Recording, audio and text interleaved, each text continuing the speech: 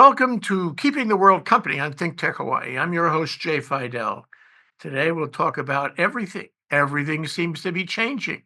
Is it for the best, or are we already in a third world war? Our co-host for the show is Tim Apicella. Our esteemed guests for the show are Gene Rosenfeld, independent scholar, and Manfred Henningsen, emeritus professor, political philosophy, UH Manoa. Welcome to you all. I kind of wrote a list of things that were changing, and I want to read it to you and get your reaction. There seems to be changes happening at a rate that's faster than I can remember.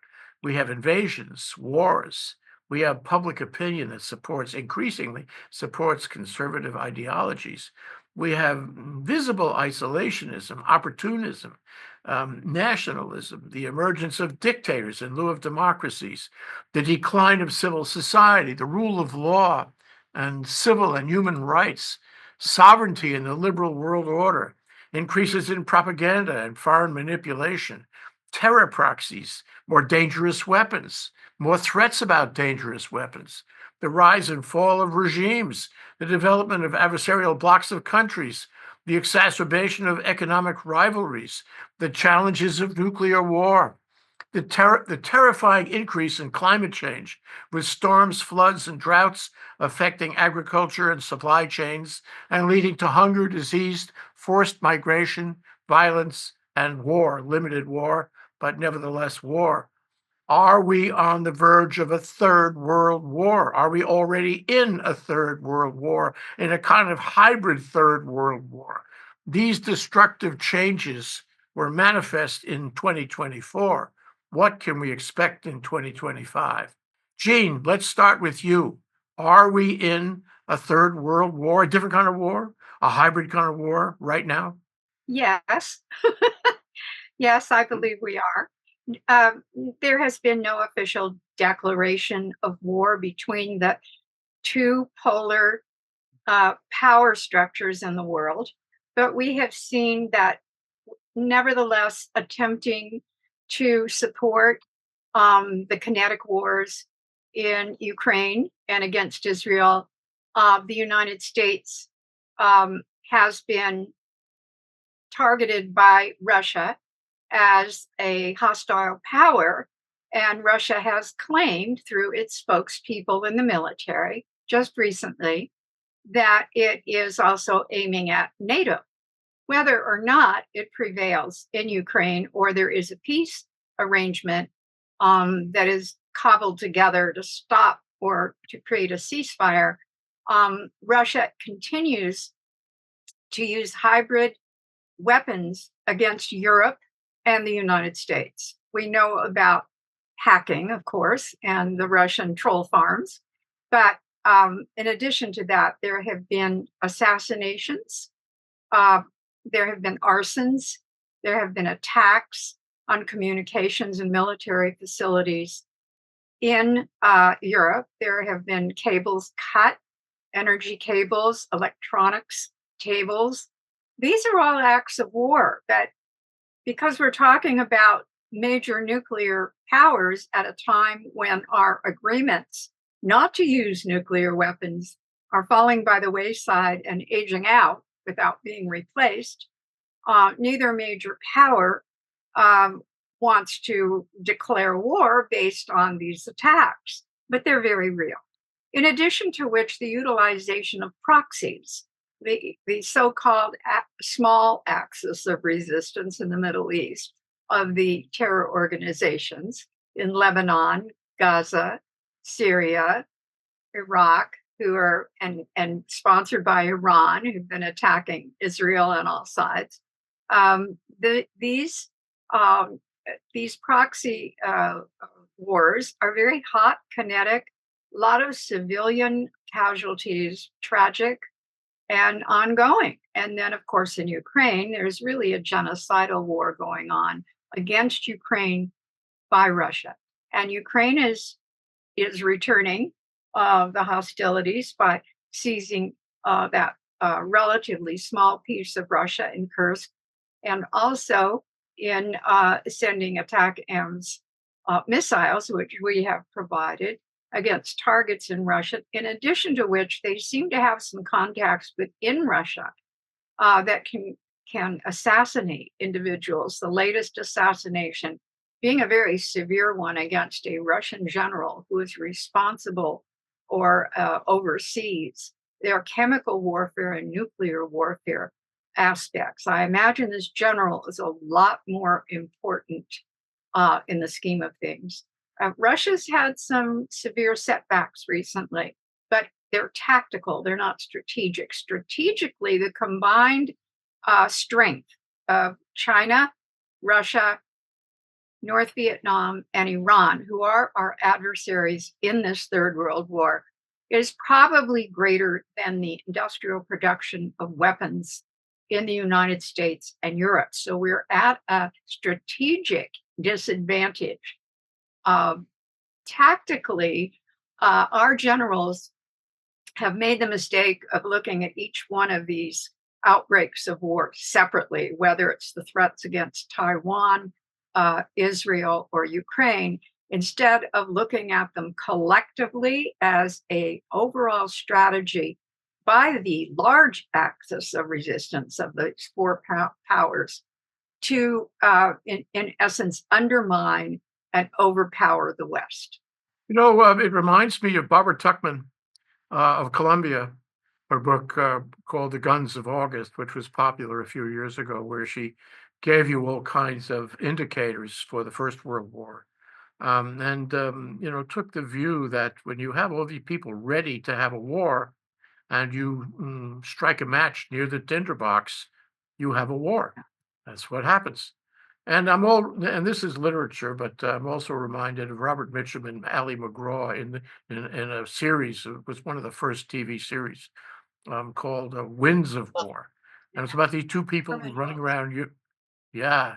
And yes, right. Herman Wouk. It was a book first. And it was the story of all these indicators in Europe before the Second World War, and how, if you were observant, you would see them come together. You would be able to figure out we were on the brink of a war, and that would have been in the late 30s or so in the book. So it's very interesting that sometimes you have a declaration of war in the case of FDR on December 7th, but sometimes you have little wars that sort of come together on a viral basis, and before you know it, there's a world war. Tim, your thoughts about this? Are we seeing the indicators of a world war? And will a world war be different than it was for either World War I and World War II? And thus, is the beginning of World War III different than World War I and World War II? And how can you tell when it starts? Well, we almost had one start in October 16th to the 29th, a 13-day standoff in Cuba called the Cuban Missile Crisis, 1962. That's about as close as we came to a kinetic World War III that probably would have meant the end of the planet. How does this one shape up? I agree with Gene that you have the rallying of sorts of countries, Russia, China, Iran, North Korea, kind of forming, as we saw in World War I, World War II, is the team for the other side, the Axis, and we had the Allies in World War II. So it's behind the scenes, it's kind of shaping up. As Gene also pointed out, we have a non-kinetic warfare taking place, which was kind of similar to the Cold War. We had spycraft in the 50s and 60s and 70s for decades, because you didn't want a direct confrontation, but yet you had to check Russia and all its movements across Europe and even in the United States. Russia had many agents in the United States in the 1970s, and that was a couple of movies have come out about that. I'm just kind of reminded of what Nikita Khrushchev said back in years ago is, "We'll take America without firing a shot. We will bury you." That quote comes up in my mind all the time as we look at today's chessboard, if you will. And again, it may not be a kinetic warfare, but it may be a takeover, a war within our own borders. Politically, there are those that think that Donald Trump is a Putin supporter. And how better to gain access if you're a foreign entity into a stronger nation through and by the aid and support of your quote unquote useful idiots. So are we on the precipice of World War III? No, I don't believe we are. Are the gathering storms and storm clouds gathering? Absolutely, I think they are. And Ukraine, I think, has to be settled out very quickly, because I think that thing can expand far, far worse than where it is now, as bad as it is right now. And that may help a little bit. China's watching us on how we support or not support Ukraine, and using that as a gauge whether or not they entertain some sort of intervention into Taiwan. So a lot of things are at stake with the Ukraine-Russia war, and how this all plays out is paramount to how worse it gets. Manfred, there are indications of violence. There are indications that humanity is not as civilized, perhaps, in many ways as it used to be. We see assassinations happening like all the time, it seems like. And we see, countries threatening other countries and invading other countries. If these things collectively suggest we are in a different kind of war, call it a hybrid war, a low-level world war, how do you compare that to World War I and World War II? Is it of no consequence? Or if it is of consequence, what consequence is it? I agree with Tim. We are not at the precipice of World War III. And I find Gene's and your predictions a little bit too dramatic. And you leave out all kinds of fascinating things. When you think of the most imperially inclined powers in the late 19th and early 20th century, Germany and Japan, they're both pacified. They are not, they are number 3 and 4 as economic powers, but there are no indications that in either one of this country you find any kind of imperial tendencies. So for that reason, I am a little bit, I would like to emphasize this phenomenon of the pacification of these two fascist power. You could include Italy also, which certainly was the first openly fascist country before Japan and Germany joined this group, and they went into Libya and then Ethiopia. There are no tendencies in Italy either. Now, I think you exaggerate the power of Russia and China. Both are in economic trouble. And for that reason, I do not think that Putin wants to continue to commit suicide in his regime. And I think Xi Jinping has to be very, very careful in what he is doing either. And the role that North Korea suddenly plays, in helping Putin defeat the Ukrainian nationalists is quite amazing. You have an incredible death toll of North Korean soldiers already. Now, what impact that will have on North Korea, I don't know. And what both of you, Gene and you, underestimate is what I have always emphasized in our discussions: the overwhelming stupidity of people, including in the United States. I think there's less intentionality, but stupidity at work. And for that reason, I am a little bit, how should I say, nervous about these apocalyptic visions that you and Gene are projecting. I do not think we are close to World War III. There's a lot of trouble in the world, but when you're looking at the scenarios before World War I and World War III, they were, I think, troublesome. But the stupidity in the beginning of World War III, World War I, was also the stupidity of the leaders, of Great Britain, France, Germany, Austria, Russia, and wonderful book by the Australian historian Clark about the sleepwalking syndrome. I do not think we are confronted with a sleepwalking syndrome today. So for that reason, I'm a little bit less inclined to join this apocalyptic club that you and the apocalyptic club. Okay, well, there are certain members of the apocalyptic club. You heard it here on ThinkTech. Okay, but you have admitted, have you not, that there are troublesome things happening in the world? yeah, And I listed some of them, and they're very troublesome, and they may or may not lead to a war next week. However, I would like to ask you this question based on your view of history.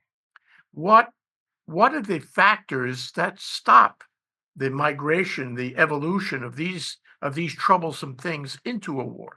I mean, we know, for example, nuclear deterrence, you referred to that, but what else is out there to make it less likely? well, I don't think Europe, there's any European country that would join, in this scenario, this warlike scenario that you are uh, that you have outlined. Uh, yes, they feel threatened by Russia, but and I think it is quite amazing how this threat has consolidated the unity, in especially in the middle and the Eastern European part. The Southern European, Spain, Portugal, France, maybe even Italy are less concerned about it. But I don't think that whatever Trump will do in supporting or not supporting or lowering the support for the Ukraine, I think the Europeans are united in even popularly. I mean, even in Germany, you have more than 50% of the German population still being in support of the Ukraine. And whatever happens, in February in the elections in Germany, the conservatives that will come to power are even more stronger supporting the support for the Ukraine than the Social Democrats have been doing. So for that reason, look, I don't want to talk about France, what happens there, but Macron will stay in power until 27, and he has indicated, that he will do anything he can in order to support Ukraine. Italy is the same. So for that reason, the danger signs are there, but I think you somewhat overemphasize it, and you do not somehow emphasize the positive signs. That neither Japan nor Germany, the two most war-prone countries, in the 30s, are in that camp. And what is also interesting, I mentioned that I think in one of our earlier discussions, that Germany today has more citizens with immigrant background than the United States, which is absolutely bizarre. The United States population, you have a 15% immigration background. In Germany today, it is 17%. Now, that is America in the 19th century. And I think that is also, an indication that you do not find a militarism, support for militarism in Germany. On the contrary, what you have there, is a strong anti-imperial mentality. Let me go to Gene. Gene, Manfred said he didn't want to talk about France, but then he did talk about France, at least to a limited degree. How about you? Are you reluctant to talk about France? No, I'm not denying that there are a lot of positive things happening in the world. There are.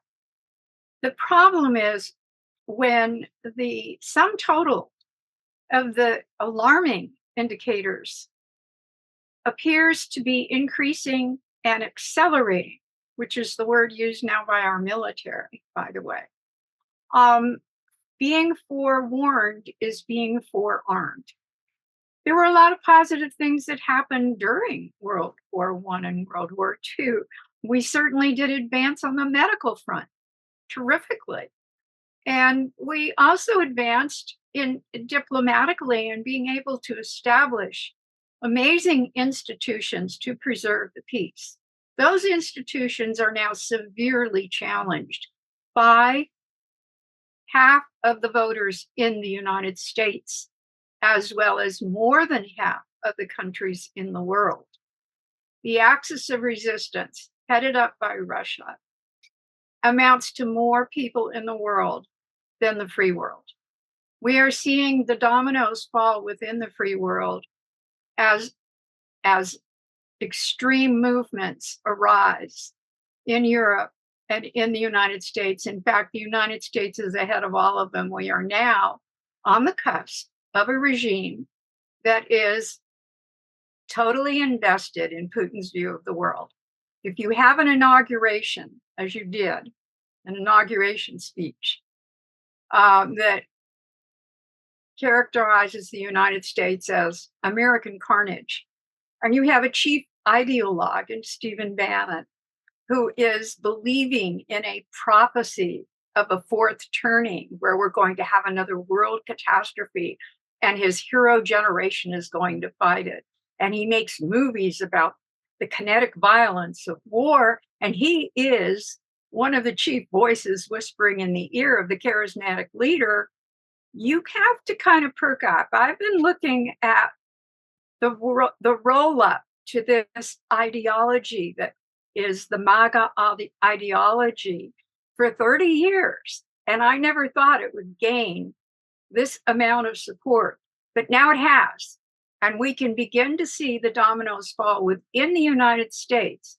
As those dominoes fall, if they do, and I hope they do not, then we can expect, yes, an apocalyptic scenario in the world. And those things happen very fast. Pearl Harbor happened very fast. We were totally unprepared. And our generals today are saying, we do not have the capacity that China has in terms of sea domination, and that North Korea continues to build in terms of weapons. And now we're dealing with an apocalyptic scenario because the weapons we have can end the world. So it's not that I'm a doomsayer. I have studied apocalyptic for over 2,000 years in the history of the world. But when I see these things amassing, accelerating, and not being taken cognizance of, not developing preparation, we can at least prepare. And God forbid anything should happen. But as we prepare, we will also send a signal. Don't mess with the idea of war. Any one of these wars, particularly Ukraine, and this is what the Biden administration was saddled with that Trump never faced, but will now, could have erupted at any moment into a confrontation that would bring in the great powers of the world against one another. So we need to be vigilant. Well, okay. We really haven't addressed the question of what a world war would look like these days. The technology, Tim, has moved on. It's not just nuclear weapons, it's all kinds of other technology. I mean, I don't have to identify for you, but it's way advanced than it was even a few years ago.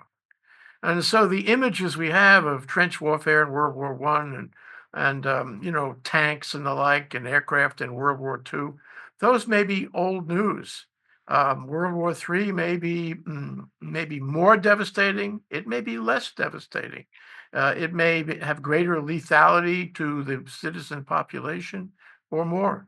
Do you have any thoughts that you can suggest to us as to what it would look like if we were having it? How would it be the same or different than other world wars where all the nations were involved, where big blocks of nations got together and try to undo other big blocks? What would it look like? Gee, I feel like a high school student, or excuse me, a college student, first year asking the professor, may I have a different question, please? Um, let me go down this road for you. World War III is the end of all wars. We have laser guided bombs, missiles. We have technology beyond that which we've had in the last 2,000 years. All it takes is a few dumb bombs tipped with nuclear weapon, a nuclear bomb, and that's it. Our bombs are met with their bombs are met with our bombs. Throw in a few other countries with nuclear capabilities to join in, and you have a nuclear winter that will destroy and kill all of mankind. That's, I think, the reason why we never wanted to enter into a third world war. And I suspect that we should keep that in the forefront of our minds as we talk about World War III, because we don't tend to go around the periphery of the edges of warfare. We kind of go right to the heart of the matter, and that is, what do you got? Well, we have nukes, we have biological weapons, we have chemical weapons, and best to keep those in a box and do not unlock the box. So it scares me when we talk about World War III, and I think it will end badly for mankind. And that's why I say, let's engage in a Cold War like we did before. Although we came very close, as I said, in October 1962, we came very close to accelerating into a full kinetic, earth-devastating war. But a Cold War is a hell of a lot better, or a proxy war is a hell of a lot better than an open World War III environment. Manfred, let me give you a thought that occurs to me about what it would look like. It would be a lot of hacking. It would be a lot of hacking to bring down utilities and the like, essential services in the other country. It would be putting puppet leaders in office. It would be does this sound like Trump at all? It would be undoing the whatever kind of government was there, whatever kind of democracy especially was there. And the next time you look, you find that people who really shouldn't be in office are in office, and they're running things, and they're changing the way that civil society works. Now, not a shot has been fired. I mean, except in the classrooms. Plenty of shots in the classrooms. We can see that. But I'm only suggesting that this could be a non-kinetic, non-visible, under the hood kind of war. I call it a political war, where one nation goes and undermines the government in another nation. We have seen that. It's on my list of horribles. And we in the apocalypse club are not ruling that out. And in a way, there's fewer fatalities. There's not a lot of kinetics happening, but the world would be changing politically everywhere. Is this something that could happen? What are your thoughts about this going forward? Look, I find this discussion a little bit bizarre, because we had this great success of a regime collapsing in Syria. And in a way, you could say what you have there is possibly sanity coming into power. Now, it is certainly a defeat of Putin's support system, in addition to the North Korean soldiers that had to come in, to defeat the Ukrainians. You have a second defeat for Putin there. But I think Americans, look, United States, the only country in the world, major country in the world that has never been invaded since 1812. I mean, whatever you say about September 11, but it was not a real invasion. But all the countries in the world that you have mentioned or not mentioned have experienced this kind of war. Americans have not. But they are envisioning, all kinds of warlike scenarios now globally. And I was surprised yesterday, front page of the New York Times had an article about the change, the vote of no confidence in the German Bundestag that was asked by Scholz, had to be asked because his government had fallen. But the headline was, Europe rattled as Germans vote government out. What do you mean Europe rattled? Europeans, most of them live in parliamentary systems. They know what a vote of confidence means. And so the German position as the most powerful European country, the third in the world after the US and China, is not confronted being taken over by right-wing nuts, which you have in Germany also. But they are not like in France in a dominant position to take over the government. So this somewhat, hysterical frontline of the New York Times that Europe is rattled indicates, that there's something wrong with the global perception, even of profoundly sane journalists like those in the New York Times. So I'm less convinced, that we are finding ourselves now in a pre-World War III situation than you and Jean are. I think more has to happen, and I am really. You're addressing another question. My question, and let me ask it to Jean: what does World War III look like? Is it going to be the same as number 1 and 2, or is it going to be more subtle under the hood, using technology, using political maneuvering? What's your thought about its shape, its definition? It's different. That's why I say it's going on now. I don't think people have recognized yet how far along the spectrum we are. I am not a doomsayer. I am intending to not change my life in any way, but simply to observe what's happening and to note it. But I was born before World War II. I'm dating myself. I have heard the stories all my life from my uncles and my father. I've studied it, and I've put it into context in my study of religion and violence and history, because that's what I am, a historian of religion and violence. And I am not encouraged, because we have accelerated since 2014, which is a key year. The year that Russia invaded Ukraine was also the year before Trump declared for the presidency. And I see a linkage here. What is happening with World War III and what it looks like is undermining the institutions and the balance of the world's most advanced countries, which happen to be democracies. And the collective coming together of powerful nations, potentially powerful nations like China, Russia, and North Korea because of its weapons,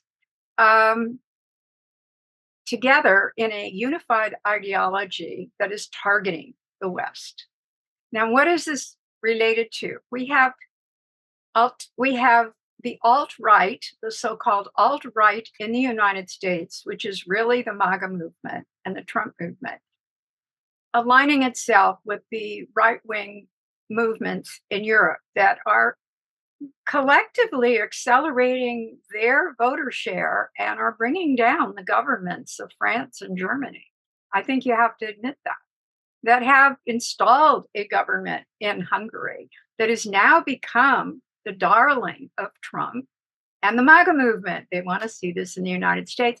So they have taken the world's probably richest man to head up a two-man consortium called Doge to reconstruct the federal bureaucracy in the United States. This is taking down one form of institutions and perhaps replacing it with a more uniform autocratic form of institution. We have discussions about a constitutional convention, which would make these changes permanent. Women know right now what it's like to live in an authoritarian country. I mean, I'm so glad that my daughter is past childbearing age right now. So you see, these indicators are new, they're accelerating, they're of a piece. What's happening globally is happening internally. You have a president who is lulling his supporters into complacency by saying, oh, let the world do what it's going to do. Let these dictators do what they're going to do. We are living between two oceans, as if those two oceans were a protection against World War III. Because at any time, if you took down our satellites that control our digital universe in our country and our infrastructure, it would be catastrophic. It would be like a kinetic attack on the United States. You don't really need nuclear weapons. You just need the threat of nuclear weapons today, because there are so many other ways to destroy a country. Internally, with a fifth column that becomes a major political party, as we are seeing now, or also to destroy cables that bring necessary energy and digital advancement to countries. This two oceans idea is just the rhetoric of a very gifted, charismatic leader who wants to consolidate his power with the richest men in America and then change our institutions and then make sure, as Steve Bannon said, that for the next 50 years, only MAGA people will be president. So, Tim, wow, I could see you shaking your head. And I know you must have some thoughts about what Manfred and Jean have been saying. And could you tell us what those thoughts are? And then I have a question for you. Well, my thoughts are, I'm reminded of my mother saying, Tim, handle one crisis at a time. However, we're in a world now where we can't afford that, that thought. We're going to have to handle multiple crises at a time. And what, in my mind, what those crises are is immediately the Ukraine-Russian war. Secondly, address on a worldwide basis massive relocation of people, migration issues, and what's causing of that is war and climate change. So that's the third crisis that needs to be addressed immediately. And we're ignoring all the above, pretty much. Maybe the Ukraine war gets resolved here in the next 6 months, maybe not. So there are many forces that are pushing us to conflict. And those forces cannot be dealt with in the abstract. They're all interconnected. And once we realize that, hey, we got a lot of work to do in a very short amount of time, the better for this world. You anticipated my question, the interconnection issue. I listed a bunch. We've all listed some others. There are these troublesome things that are happening and accelerating, to use Jean's term. So my question is this coincidence? What's the interconnection? Could you drill down a little on what the interconnection might be? And could it be the media? Can you have another question, please? Okay, so here it is. There's cause effect. And we have all these spinning plates up in the air. Think of the Chinese acrobats that have the sticks and the plates. They're all spinning in the air at the same time, and they're all going to have to be tended to. So they're all interconnected. And again, if we ignore the main plates that are spinning in the air separately, we're not doing our job. World leaders are not doing their job. They're not seeing the points of interconnection. Sleepwalking through a crisis. As they did in World War I. They literally sleptwalked right through and got us into World War I. And I don't think we're there yet. And I'm going to take Manfred's side on this one, but I'm certainly willing to listen and respect what Jean has to say on what's here on the borderline here. And so yeah, the dots are all connected, and it's time to try to remove some of those plates out of the air, one at a time, if you can, more if you can. But we've got to start working on it. And for me, it's the Ukraine conflict. That has to be addressed immediately and solved immediately. Really a good point. Let's go around the table for final comments, and let's start with you, Manfred. We know how you feel, about the club, if you will. But can you give us some wisdom that is overarching?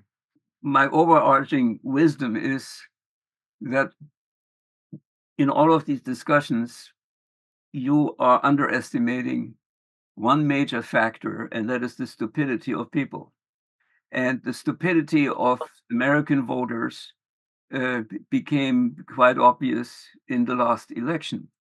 And the result of that stupidity has brought, will bring us a government that is maybe very much a reflection of that stupidity.